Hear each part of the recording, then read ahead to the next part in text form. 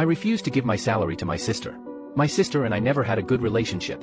She had a diagnosed mental issue in childhood where she could get sick if any stressful situation happened. Initially, this didn't bother me because it wasn't her fault, and I did my best to avoid conflicts to prevent triggering her symptoms.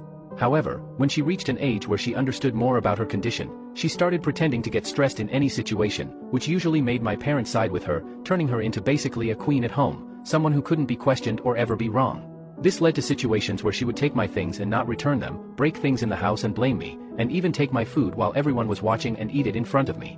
Whenever I tried to confront her, she pretended that her illness was flaring up, and at that moment, my parents would step in to defend her and put me in punishment, no matter how outrageous her actions were. When there was no one around to defend her, she would just laugh at me and mock me, saying that no matter what she did, they would always be on her side. This continued throughout my adolescence until I reached adulthood. During my teenage years, I had already started saving money to move out, but she would always find where I was hiding the money, and my parents did nothing to stop her. So, I asked them to help me open a bank account, but my sister overheard this, started pretending that her illness was acting up, and said she didn't want me to do it because she wanted to keep taking my money, and of course, my parents obeyed her. Anyway, I asked a trusted friend to keep my money in his bank account, and that's how I managed throughout my teenage years. You can now check if there's a part 2 by pressing share and more. I would leave only $10 or $20 at home, as if she didn't find any money, she would search my room for it. When I turned 18 and finished high school, I also moved out of the house.